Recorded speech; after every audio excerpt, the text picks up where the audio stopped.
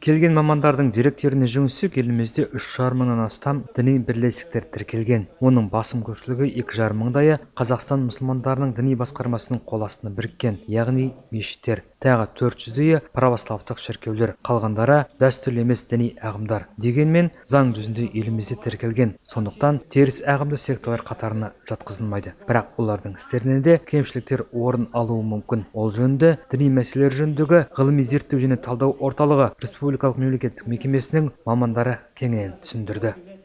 Духовно, душевно, даже финансово. Бас кезінде сізге рухани жәрдем береді, тіпті қаржылай көмектесуі мүмкін. Кейін белгілі бір уақыт өткесін, кезінде біз саған көмектестік, енді сен де бізге көмектес деп қолқа салады.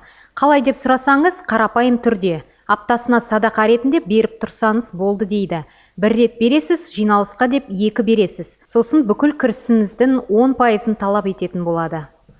Сарапшылардың айтуынша, садақа жасырын түрде де, ашық түрде де алынуы мүмкін дейді. Яғни жұртқа жар салып алынады және құпия түрде алынады. Басқаларды өз ырқына бағындыра алатын ерекше қасиетке ие дінбасылар сөйтіп, діни ұйым мүшелерінің қалтасын қаға береді және содан сақтану қажет. Ал енді елімізде тыйым салынған деструктивті ағымдармен байланысқандардың өмірі қайғылы аяқталуы әбден мүмкін. Мәдениет және спорт министрлігінің дін істері комитетінің мамандары олар негізінен сыртқы факторлармен байланысты деп отыр.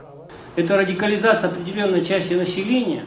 Қазақстан халқының жастарының бір бөлігінің радикалдануы негізінен сыртқы факторлармен байланысты. Исламның атын жамылған содырлар өздерінің саясатын жүргізуде, солардың әсеріне жаңағы біздің адамдар ереді. Бұл саяси шара. Билік үшін, исламдық халифат үшін бүгінде Сирияда соғысуда. Бұл мәселені бүкіл халық болып шешуіміз қажет. Оған барлығымыз қарсы тұруымыз керек. Не істеп жатырсыңдар деп, тоқтаңдар деп оларға түсіндіруіміз керек.